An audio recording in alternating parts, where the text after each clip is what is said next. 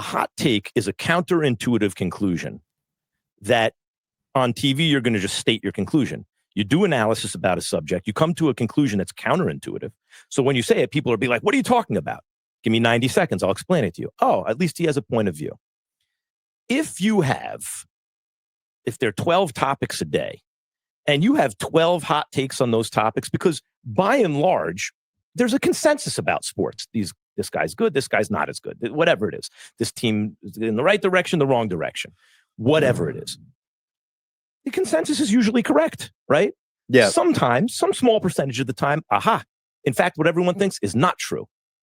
If you have a counterintuitive conclusion about every topic in sports every day, you are insane.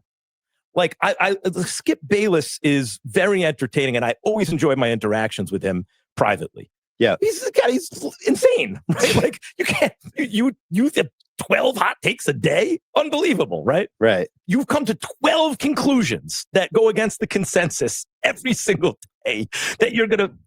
But Stephen A. has no hot takes. Stephen A. almost never, I can't think of any counterintuitive conclusions that he ever reaches. That's not his job on the air. Max Kellerman is saying Skip Bayless is the hot take king, the hot take master, and he's about to explain what Stephen A. Smith does. But look, he's basically explaining Skip Bayless's position, what he was on First Take, and now he's telling us, that's impossible to do on a normal basis. That's not who he is. Big reactor to a counterintuitive conclusion. Reactor. Just, he's there to hear the crazy conclusion that his partner has come to and actually be the everyman with a loud voice. Like, you are crazy, right? And do it theatrically. So there's a lot of pressure on his partner to come up with a counterintuitive conclusion about everything. Now, how do you do that? Well, you're just making it up. You're doing it for TV. No, what you do is you take a topic, and a good producer will start to drill down on the topic and say, okay, so you agree about this. So Mahomes is a great quarterback, but what does he do well and what does he not? And you keep going down until until you get a divergent opinion. Well, actually, I think he is good at this. No, I think he's good. No, actually, the most important player on that, we both think this is going to win this team's going to win the championship. We both think this is why. Drill down. But no, actually, the key player is, other than the superstar, is this guy. No, it's that guy. Actually, Draymond Green is the second most important player on the Warriors, right? He's actually the pick and roll partner who does all the dirty work. Victor Wembanyama is the best player in the NBA right now. There you go. There's a counterintuitive conclusion. Yeah. But you keep digging until you get a divergent opinion, and there is your argument. But there was a lot of pressure on that show. Like Stephen A.'s opinion will not diverge into counterintuitive almost ever. So his big take will be, but he'll deliver it theatrically, is Steph Curry is the greatest shooter that God ever created. Who does not know this? Yeah. Everyone knows.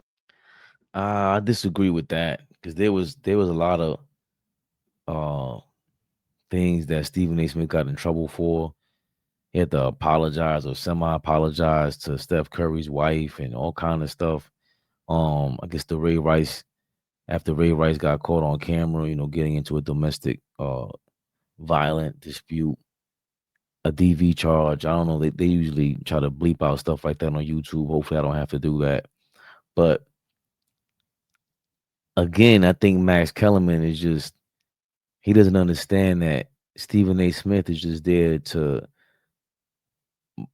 be bombastic in general. I don't think Stephen A. Smith is does he state the obvious a lot? Yeah. But he also, like, for instance, All Ball agrees with Stephen A. Smith, where if Giannis is available, you just go after him. You just do it.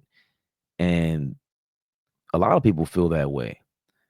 But if you are a fan of basketball, or you're running a basketball team, if you're Sam Presti, do you gut a team because Giannis is available?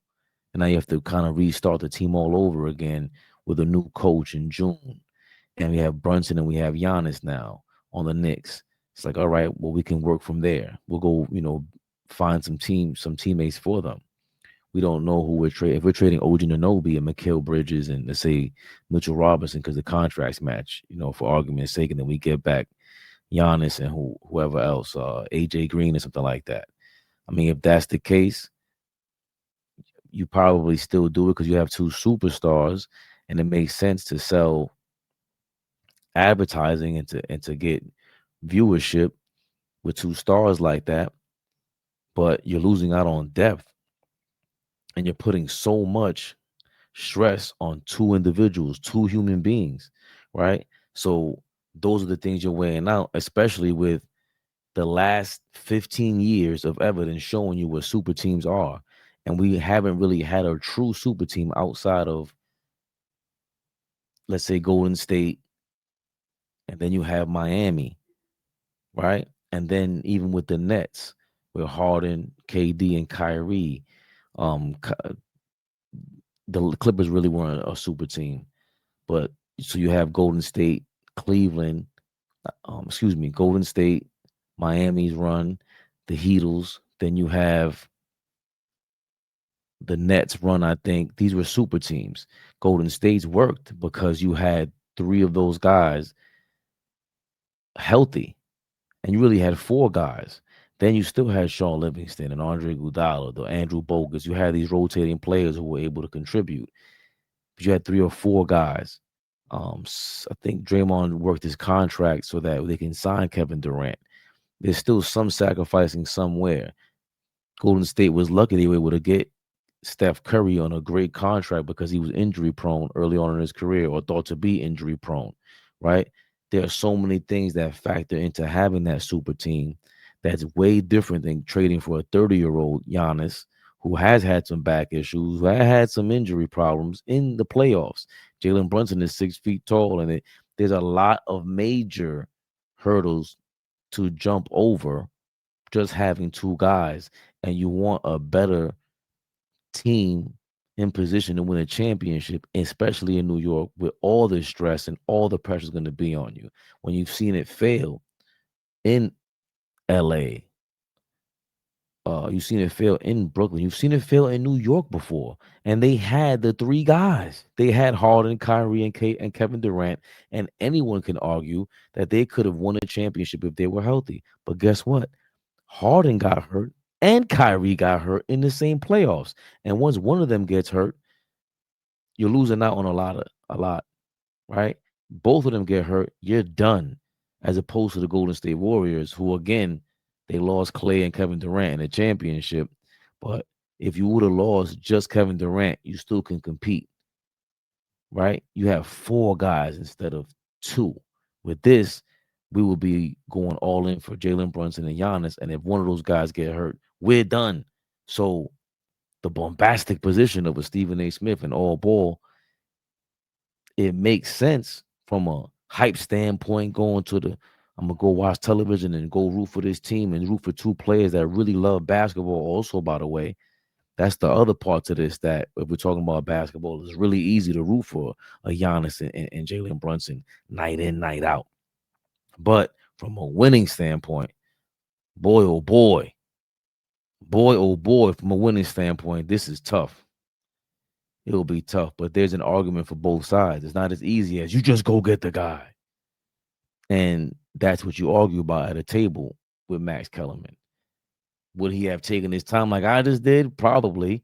And you got to be way more of a showman. JJ Redick played a perfect counterpart to Stephen A. Smith because he was up there trying to make Stephen A. Smith look like a fool and had no issues doing it, which is once again why I called JJ Redick a bitch earlier today, because you didn't call out LeBron the same way you called out Stephen A. Smith. You have so much respect for LeBron. So much for respect for LeBron. He's the greatest player you ever seen, yada, yada, yada. But he is a superstar on your team who is way past his prime now, who looks like a third option like I called 2-3 years ago. And now JJ Redick is not doing the right thing as a leader, calling him out. But you had no problems calling the number one guy out at ESPN when he was your counterpart, when it was Showtime. Well, it's Showtime over there in LA, and he's not doing it. Kind of similar to how Max Kellerman didn't do that at first take. You see how I tied all that together with my rambling and ranting? Fish, you in the building. I'm gonna read your comments in a second. Knows this. A counterintuitive take would be, actually, you know who the best shooter on the Warriors is? It's Klay Thompson. Because when I'm making this up, I don't believe this. I thought it was Steph. But because when you say greatest, you have to talk about high leverage moments too. And I have more confidence in Klay hitting a high leverage moment 3 than I do Steph. Something like that, right? You have to. That will never happen. So there was pressure on that show for me to keep digging until you hear something you think is crazy. This is the perfect example of what you just said. Jalen Brunson is the best Knick of all time. There you go. Do you believe that? No. Okay, then you can't say that. It's arguable though. But you have to keep digging until you find the thing that Bill Simmons thinks is actually true. But I'm saying true. On those shows, if I say that in a production meeting, they're like, "That's amazing." They'll go nuts. But segment 2. Let's do it. But you should not say the thing you don't believe.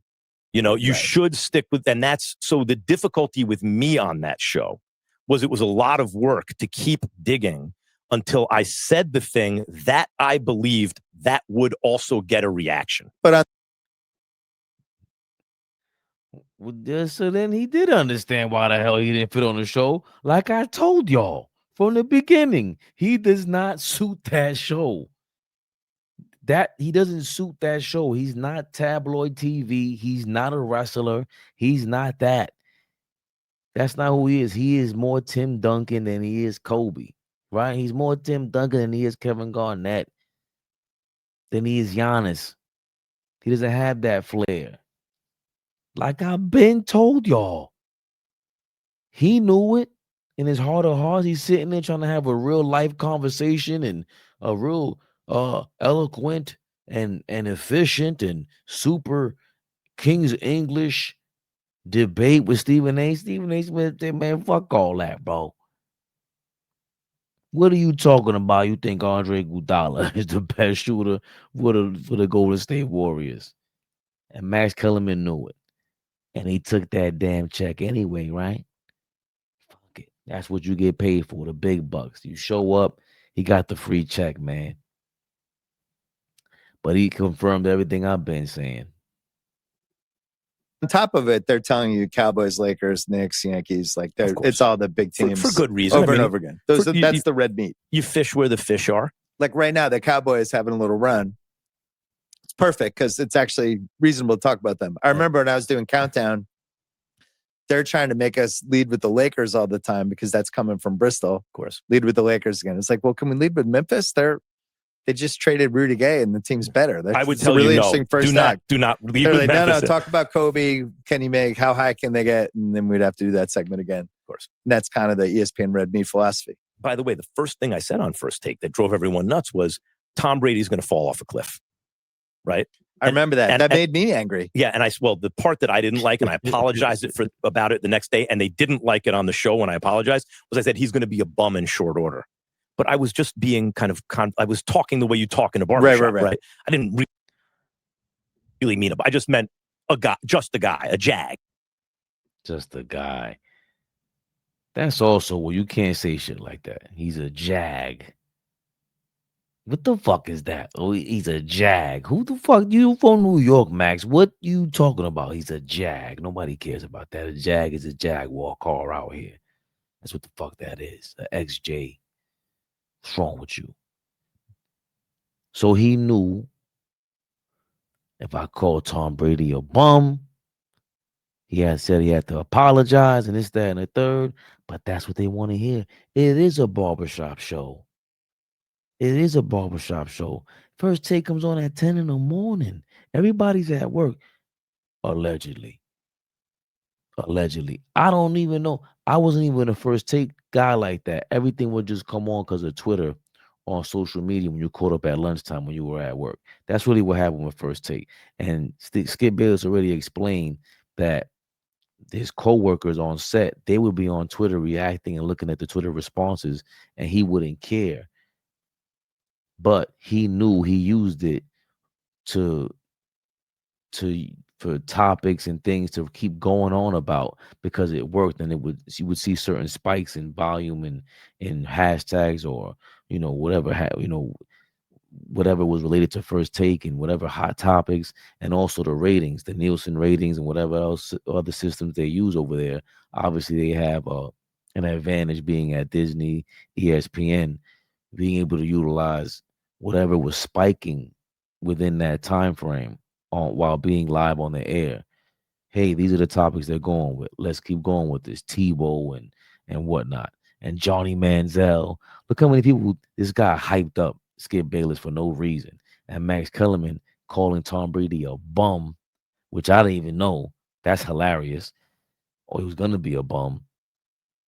Was one of his things that was gonna bring his downfall as a commentator. He was too worried about looking bad, Max Kellerman. I'm not gonna lie. This isn't coming off great to me. People are gonna love this and eat this up because they're gonna feel like Max Kellerman's getting at Stephen A. Smith and exposing him, which he is, but he's also just confirming what I've been saying. He didn't fit that show. He didn't fit that show, and he didn't like doing that show. But he likes them checks, though. He likes them checks, though. I'm gonna get to the comments in a second because we still watching this stuff. Is what I should have said. But it was just based on every quarterback who ever lived. Is this a defend your meme? Yeah.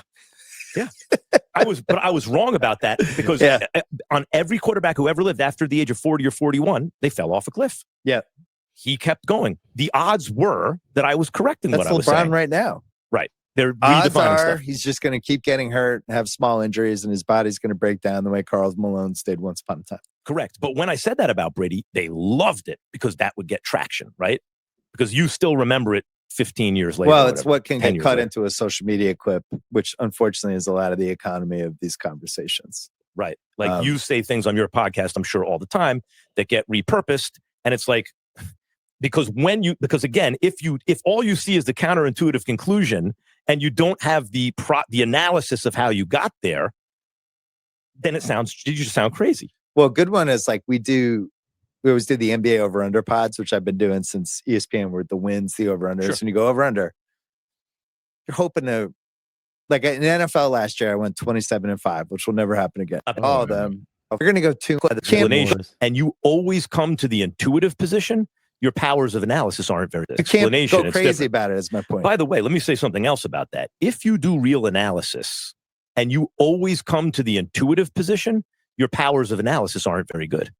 Right, you're overly affected by group. You're calling about it's like you want to have a smart zag every so often. Well, I don't think you even have to look for it. Just if you're really thinking about something. Now, if you come to that counterintuitive conclusion, you're in a room of 100 people, and 99 people think you're wrong. You should absolutely double check to make sure that you believe what you think you believe, because the chances are you're wrong and they're right. All right, yeah. Listen, man, if you like that, go to Bill Simmons' channel.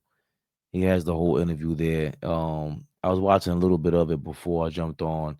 I loved it because they just talk about sports, and basically Max Kellerman is a scientist, and he wants to sit there and have a science project on live TV on a debate show. You can't do that at 10 in the morning. There ain't nobody coming at 10 in the morning to watch a Bill Nye the Science Guy, bro.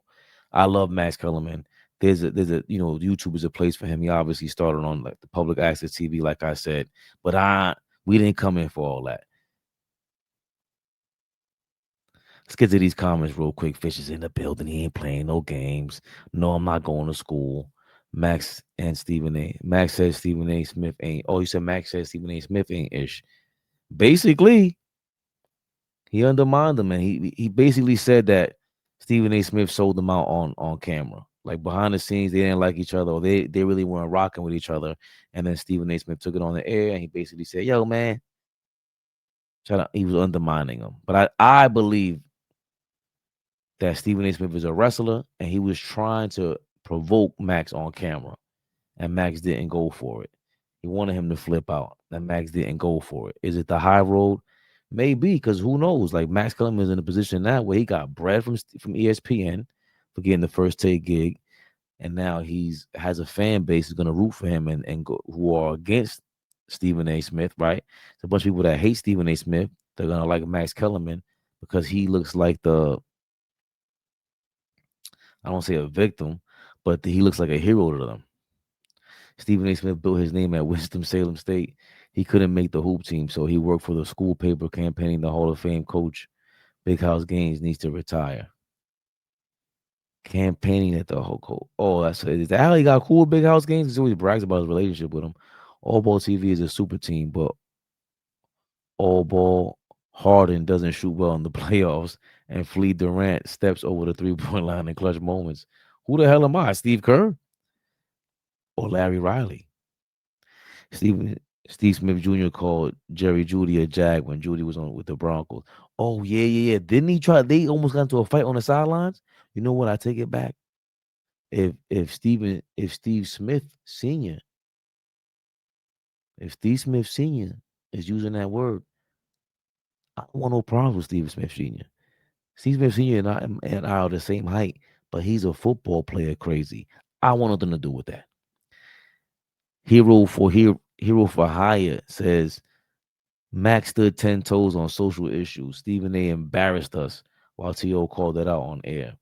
I think that was part of the whole thing too, that people weren't agreeing with Stephen A. Smith in real time, during the George Floyd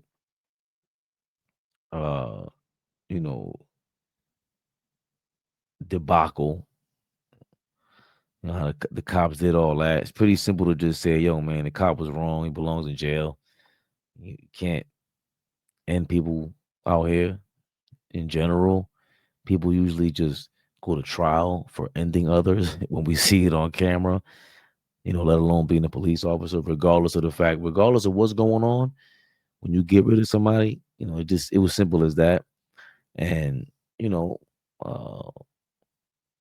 I don't know how Malcolm X would have felt about Max Kellerman, though. I'm going to tell you like that.